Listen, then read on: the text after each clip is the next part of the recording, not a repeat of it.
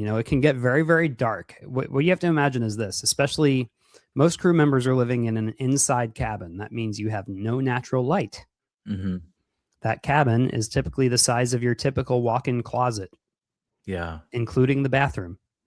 And you are sharing that cabin with someone else. Again, someone whom you've likely never met. Mm-hmm. You are working for the most part 7 days a week for months on end. Now, as a musician, you got it good. I mean, you're working 4 or 5 hours a day at most. And, you can really go enjoy the ports during the day. But you look at maybe a cabin steward. Cabin steward is working 14 hours a day because that's the legal limit. Yeah.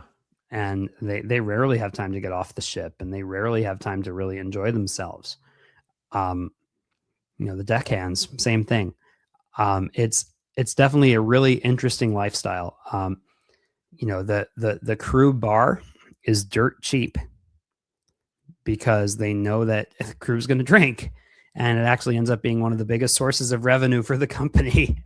Wow. Yeah. They need that relief. Yeah. Yep. And so does internet for the crew members, because on most cruise lines, you have to pay for it even as a crew member. I mean, you get it fairly inexpensive, but you've got to pay for it. I mean, there were times I was spending $500 a month on internet access. Wow. Yeah. Now I was making good money, and I was well far from home. So I needed to stay in touch with people. So I paid it, and I paid it gladly. But, some people don't even end up paying for the internet access, and you'll find them in every port. There are certain people who, oh yeah, let me follow this guy, and they'll take me to the good Wi-Fi. Yeah.